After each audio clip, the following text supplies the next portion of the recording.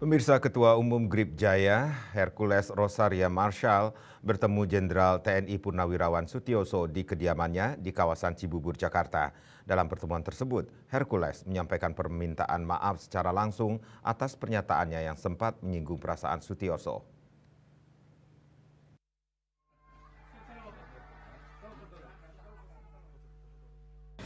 Ketua Umum Grip Jaya Hercules Rosalia Marshall bertemu Jenderal TNI Purnawirawan Sutioso di kediamannya di kawasan Cibubur, Jakarta.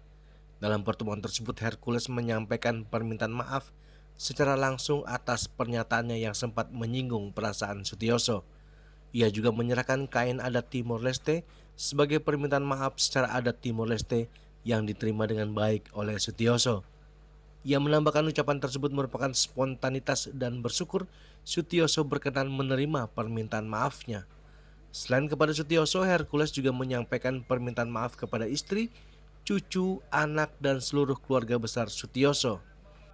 Saya kepada ibu, kepada anak-anak bapak, maupun semua cucu-cucunya kami minta maaf sebesar-besarnya. Mohon permohonan maaf kami sebagai kami bagian dari anak bapak. Terima kasih Bapak.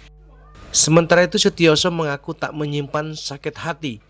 Baginya kekhilafan Hercules adalah bagian dari dinamika kehidupan. Dari Jakarta, Julius Suhate dan Ketut Sumadiasa melaporkan.